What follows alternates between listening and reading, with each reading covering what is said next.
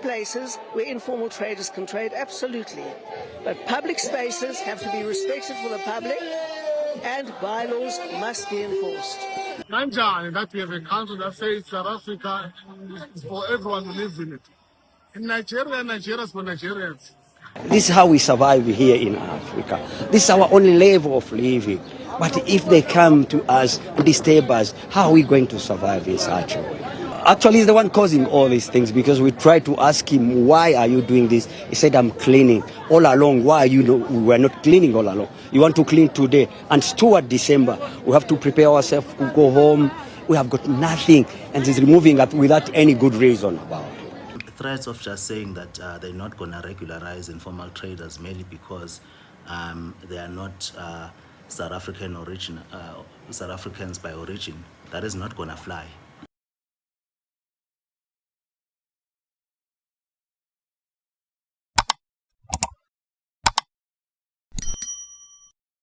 Hello everyone, welcome to the channel, where we provide in-depth analysis of key developments in South Africa. Today marks a significant update in the ongoing Johannesburg inner-city cleanup efforts. The Gauteng High Court has issued its ruling in the urgent application brought by the Socio-Economic Rights Institute against Mayor Dada Morero and the City of Johannesburg. While not an outright victory for any party, the decision allows the cleanup operations to proceed with enhanced procedural safeguards. In this video, we examine the ruling's details, its broader implications, and the reactions from stakeholders. Let us proceed. To contextualize, Mayor Dada Morero's high-impact service delivery initiative, encompassing Operation Shanela, has focused on addressing illegal trading, hijacked buildings, counterfeit goods, and unauthorized establishments in areas such as the CBD and Hillbrow. The objective is to restore public order, enhance safety, and prepare for international events like the G20 summit. Recent operations have resulted in arrests related to immigration and bylaw violations, with smart card permits issued to verified traders. However, these actions have prompted protests, particularly from informal traders, including undocumented foreign nationals from countries such as Nigeria, Malawi, and Zimbabwe, who argue the removals infringe on their livelihoods. It was on Friday. I went to the court to listen to the word, but surprising, we found that the ANC was the people in front, of being removers among the people are removing us. ANC was in front of that. That was amazing. It was regrettable, because ANC is a mother party which is supposed to cover us.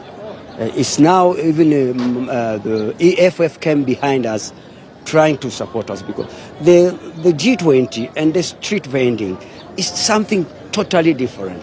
This is how we survive here in Africa. This is our only level of living.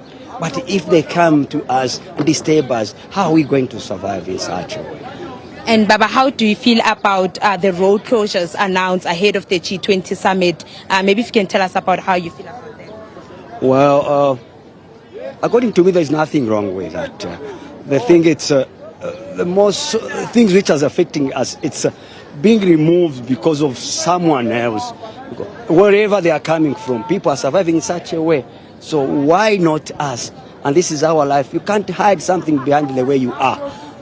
Thank you, man. And maybe what suggestions would you make to help to the government or to the City of Johannesburg officials to reduce inconvenience for residents? Well, to me, I'm just asking the government, especially the mayor of the Johannesburg. Actually, he's the one causing all these things, because we tried to ask him, why are you doing this? He said, I'm cleaning. All along, why are we were not cleaning all along? You want to clean today, and toward December, we have to prepare ourselves to go home. We have got nothing, and he's removing that without any good reason about it. Today is gone beyond the relationship about informal traders.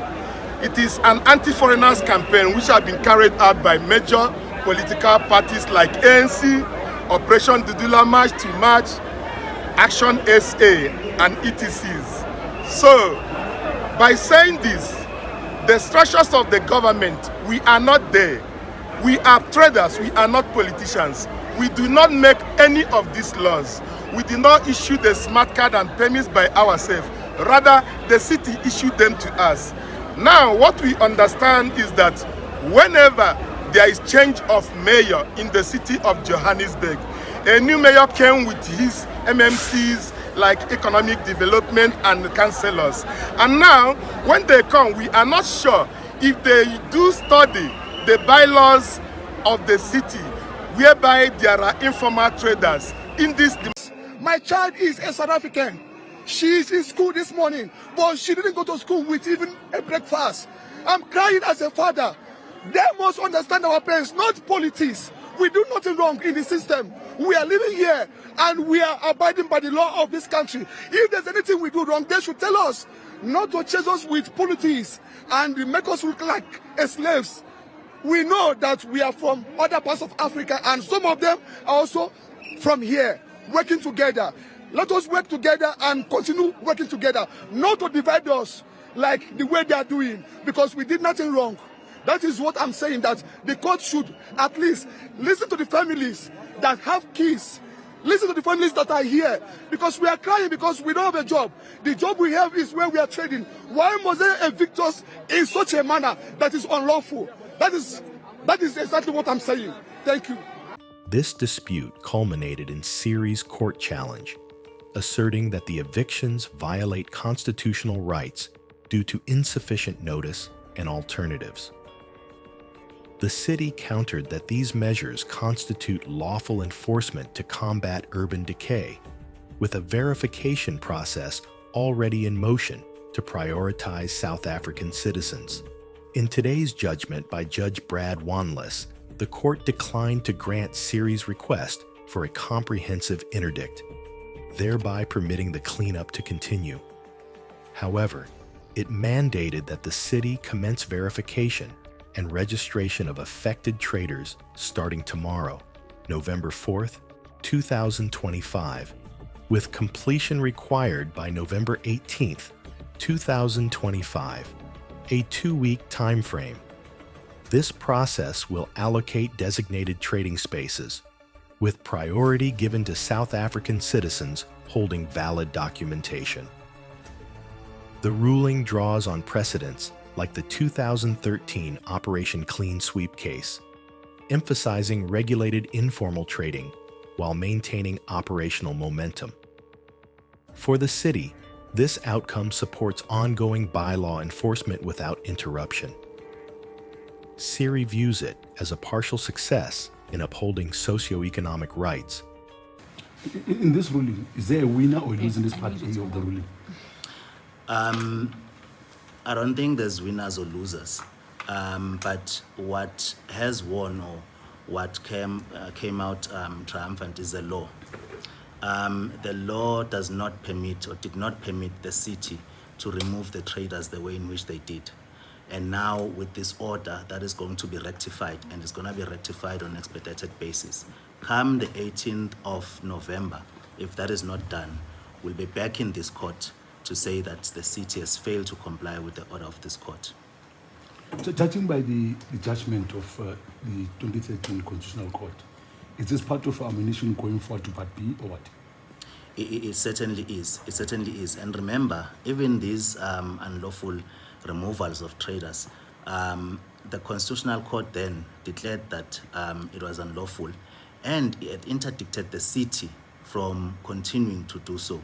But the city has done so nonetheless, and it is the reason why the judge has said that he is hoping that this order will certainly be go a long way in putting an end to that court case. But certainly, we need to see the 2013 Constitutional Court order to its finality. And then what about threats by the government that among the traders are illegal immigrants and they must also be removed or arrested? What's your reaction to that, if you have any? Well, We have never said that the state is precluded from enforcing its laws. If it's going to enforce the laws in a manner that they're supposed to do so, then that is fine. But threats of just saying that they're not going to regularize informal traders merely because they are not South Africans by origin, that is not going to fly. The informal traders that we represent are here legally. They have passports, they have asylum seekers, and therefore those traders will be regularized, failing which will come back to this court. Are you able to put your head on the block and say you are aware of everyone that you are representing in this case and that their papers are in good order? Certainly. That is why you had the judge referring to lists. We don't represent people in vacuum. We represent people whom we take instructions from and we know. So there are lists of those people, and those are the people that are going to be regularized. What do you say about the perception that SERI has been going against anything that the city has been doing, from enforcing its bylaws to doing away with people living in hijacked buildings? What do you say about that sentiment? First of all, in relation to this case, this order by agreement is telling that that is false. Because if that was true, we would not have agreed to the city regularizing the informal trader in the way that it has been ordered in this court. Secondly, on the issue of buildings around the inner city, we have clear laws in these countries which needs to be followed. That paramount in that is the Constitution of the Republic of South Africa. Section 26(3) of it, which states that no one may have their homes demolished or be evicted from their homes without an order of court being made after taking into account the occupier's circumstances. It further goes on to say that no law may permit arbitrary eviction. What the city has been doing is promoting arbitrary eviction, is removing people unlawfully without court orders. And that will not be accepted in this constitutional democracy. And SERI, as a legal NGO, will continue to fight against such unlawfulness. In bylaw enforcement, we have to have bylaw enforcement. Absolutely. Bylaws have to be enforced. We're a party of the rule of law. There's no point in having bylaws if they're not enforced, obviously. There should be spaces designated for informal trading. Yes, there should be. But public spaces are for the public. Pavements are for the public to walk on. There needs to be places where informal traders can trade, absolutely. But public spaces have to be respected for the public, and bylaws must be enforced. So it seems as though you're agreeing with the government of the day, which is challenging and defending the decision to enforce bylaws and remove informal traders who don't possess permits to trade in the streets. Are there places designated? Yes, there are. Of course there are. So the point is that traders must also abide by the law. The public have a right to use pavements and public spaces, and one group can't force other people to abandon their rights to advance what they say is their rights, but it's actually unlawful behavior. Under ActionSA in the City of Johannesburg. High Court, yes, kanjani that we have an organization that is covering, protecting undocumented foreign nationals. Kanjani that we have a council that says South Africa is for everyone who lives in it. In Nigeria, Nigeria is for Nigerians. In Maputo, Maputo is for Maputans. In Malawi, Malawi is for Malawians. Ghana is for Ghanaians. South Africa is for South Africans. South Africa is for South Africans. South African first. It is time now that we need to correct these injustices. Unemployment rate, but you find foreign nationals employed in this country. So that's why we are here to say informal trading belongs to South Africans. Though some observers contend that prolonged legal challenges may hinder efforts to address long-standing urban decay, political responses remain divided. ActionSA has endorsed the ruling highlighting its role in restoring the rule of law and revitalizing Johannesburg through bylaw adherence and building reclamation. Conversely, the EFF has supported the traders, characterizing the operations as undue displacement, a position critics argue may inadvertently protect non-compliant activities, including those involving undocumented individuals. Demonstrations persisted outside the court today, reflecting tensions between advocates for order and those emphasizing trader protections. Public sentiment largely favors the initiative's progress, with reports of improved cleanliness and safety in the CBD, conditions residents describe as the most favorable in recent years. Skepticism persists regarding the motivations, potentially linked to the 2025 G20 preparations or the 2026 local elections. While strategic timing may be a factor, this does not diminish the value of sustained enforcement. Concurrently, there is growing momentum to replace the ANC-led administration for potentially more effective governance. In summary, this ruling facilitates Johannesburg's cleanup while incorporating procedural fairness, navigating complex debates on rights, immigration, and urban regeneration. Should it endure beyond immediate events, it could herald substantial improvements. We invite your informed perspectives in the comments. Do you view this as sustainable progress?